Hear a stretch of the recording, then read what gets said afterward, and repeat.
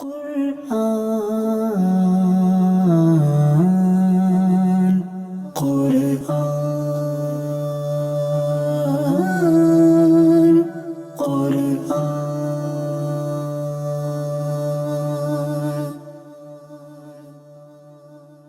Alhamdulillahi Rabbil Alameen, salatu wassalamu ala Sayyidil Anbiya'i wal Mursaleen. Amma ba'd, fa'a'udhu billahi minash shaitanir rajeem. Bismillahir Rahmanir Rahim. Respected viewers of Madani Channel, we once again welcome you in our program, Background of Quranic Revelations. In this program, we talk about certain verses of the Holy Quran, we select them, and we explain background and the accounts relating that very beautiful verse of Holy Quran. And what was the context and background of that verse? Why was it revealed? What is the sabab of nuzul, reason of its revelation?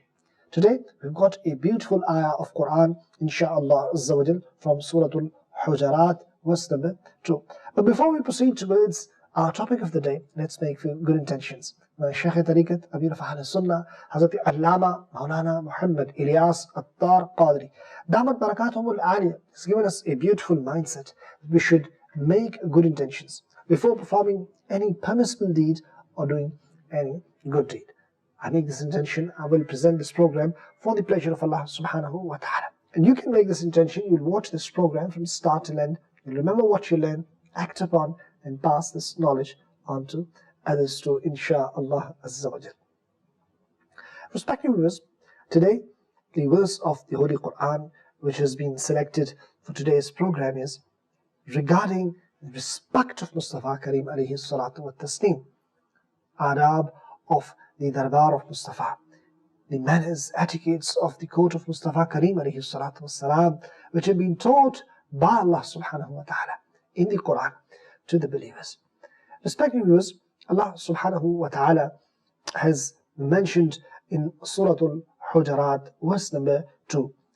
يا أيها الذين آمنوا لا ترفعوا أصواتكم فوق صوت النبي ولا تجهروا له بالقول كجهر بعضكم لبعض أن تحبط أعمالكم وأنتم لا تشعرون. Translation from Kanzul Iman.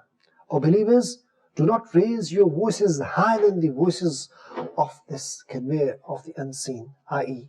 the beloved Prophet Muhammad sallallahu ta'ala alayhi wa alihi wasallam. And no speak aloud in his august court, just like you speak aloud to one another amongst yourselves, in case your deeds go to waste whilst you are unaware. Allahu Akbar.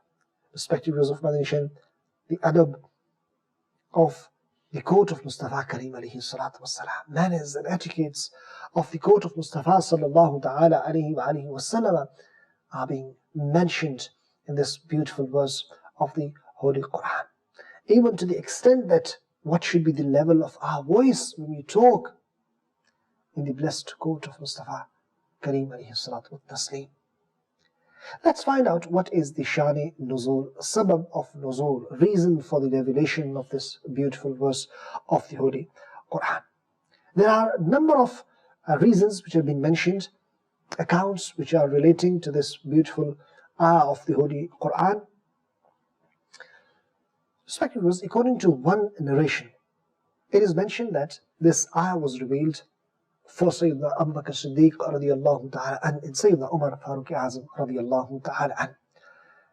And the account is that once, upon the selection of a leader, Sardar of a tribe, these two blessed individuals, their voices were raised, and that was the reason this beautiful ayah was revealed. Another sabab of nuzul of this ayah which has been mentioned is that munafiqeen, hypocrites, they used to raise their voices in the blessed court of Rasul alayhi salatu wassalam, so that weak Muslims follow them. And then Allah subhanahu wa ta'ala ordered Muslims to keep their voices law in the blessed court of Mustafa Kareem alayhi salatu wasalam, so that hypocrites, they do not meet the purpose they were after. And the third Shan-e Nuzul and Sabab of Nuzul, the reason for the revelation of this verse which has been mentioned, is that this very ayah was revealed for Hazrat Sayyidina Thabit bin Qais radiyallahu ta'ala an. He radiyallahu an used to talk loud, and he used to do this because he used to listen loudly. Now, a person who listens loud, is not necessary for him to speak loud also. So it's always a good idea to explain him the matter, that doesn't matter if you listen aloud, so others also listen the same manner. If somebody is guided this way, maybe improvement can be made.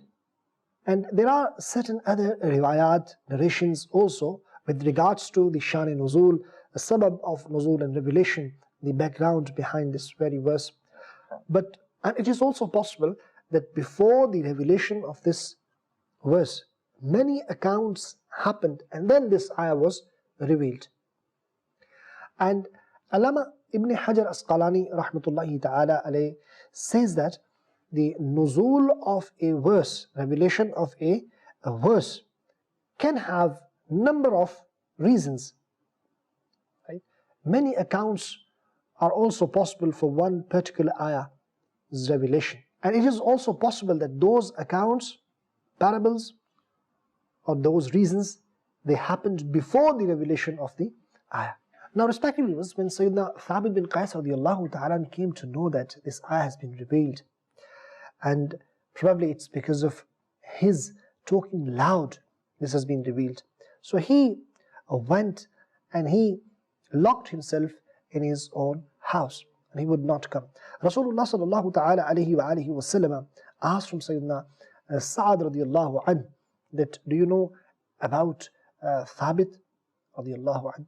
And he said that I have not come to know about his disease or about him being away for any journey, so I will go and ask from his house. So he radiyallahu ta'ala, Hazrat Sa'ad, he used to live in his proximity, he was his neighbor. He went and asked. So he came to know that Sayyidina Thabit radiyallahu ta'ala an has locked himself in his house, and he says that I am destined to hell because of this, because all my good deeds, they have gone to waste, and I have raised my voice in the blessed court of Mustafa sallallahu ta'ala alayhi wa alihi wa sallam. Rasulullah sallallahu ta'ala alayhi wa alihi wa sallam was informed by Hazrat Sa'ad radiyallahu ta'ala an about this very fact, and Rasulullah sallallahu alayhi wa alihi wa sallam called him, and he sallallahu alayhi wa alihi wa sallam gave him the glad tidings and said, Thabit, you are person destined to Jannah, meaning you will enter into Jannah. You are dweller of Jannah. Subhanallah. And Rasulullah sallallahu ta'ala alayhi wa alihi wa sallam also accepted his way, the way, subhanallah, he kept himself at home. And further, Rasulullah sallallahu ta'ala alayhi wa alihi wa sallam also informed, being Nabi, being a conveyor of unseen, because Rasulullah alayhi salatu wasalam was granted knowledge of ghaib, and he gave this knowledge of unseen, news of unseen. What was that? O Thabit, you will have death of martyrdom. This was also a news of unseen, because this had to happen in the future. Rasulullah alayhi salatu wasalam is giving this news now, that, O Thabit, your death will be upon martyrdom. You will be made shaheed. And that's what happened when Musaylama Kadhab proclaimed prophethood, the false prophethood he proclaimed. That was the moment when Sayyidina Abu Bakr Siddiq radiyallahu ta'ala an, for the protection of Khatmi Nubuwwat, finality of Prophet sallallahu ta'ala alayhi wa alihi wa sallam, sent troops to fight against Musaylima Kadhab. That was the moment when other Sahaba Kiram alayhim Ridwan, they were also martyred in the battle of Yamama. Hazrat Thabit bin Qais radiallahu ta'ala and also got martyrdom in that very battle. Respected viewers, once this ayah was revealed, the practice of Sahaba Kiram alayhim Ridwan was completely, very much cautious. They used to talk very low, even when they used to talk to each other, especially in the blessed court of Mustafa Kareem alayhi salatu wasalam, to the extent that even it would feel they were whispering to each other. Hazrat Abdullah bin Zubair radiallahu ta'ala says that after the revelation of this ayah, Sayyidina Umar Farooq Azam radiallahu ta'ala an's condition was such that he radiallahu ta'ala an used to talk in very low volume, quietly in the court of Mustafa Kareem alayhi salatu wassalam, to the extent that Rasulullah sallallahu ta'ala alayhi wa alihi wasallam had to ask him to repeat again. This was the level of him being cautious, that I do not end up raising my voice in the blessed court of Mustafa Kareem alayhi salatu wassalam. Allahu Akbar. And respected viewers, once Sayyidina Umar Farooq Azam radiallahu ta'ala and was present in Masjid Nabawi, Zadahallahu Sharfan wa Ta'zima. Two individuals, they raised their voice in Masjid Nabawi. When he radiallahu ta'ala and heard them, he radiallahu an came near them and said, "Don't you know where are you standing?" And then said, "Where are you from?" Both said, "We belong to Taif." He radiallahu anh said, "If you belonged to Medina Tayyibah, I would have surely punished you because of raising your voice in Masjid Nabawi." The reason was because those they were present in Medina Tayyibah, they knew the manners and etiquettes of Masjid Nabawi, Bargah-e Risalat, court of Mustafa Kareem alayhi salatu wassalam. So respected viewers, Sahaba Kiram alayhim Ridwan in the apparent life of Mustafa Kareem alayhi salatu wassalam used to remain cautious that their voices are not raised after the revelation of this very verse.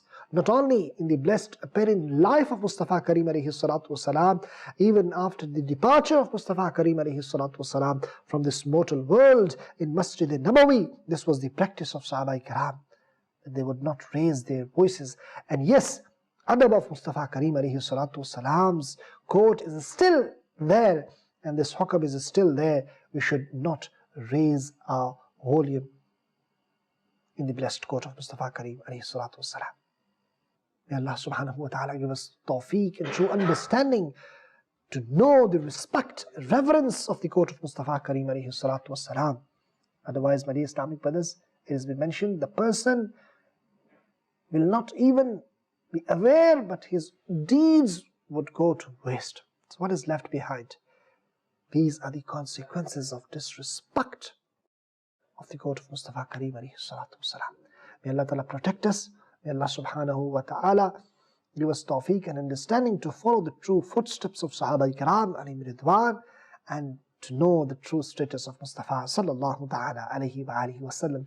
That's all for today. We'll be back with another beautiful program, with another beautiful ayah of Quran. Until then, Assalamu alaikum wa rahmatullahi wa barakatuh. Quran, Quran.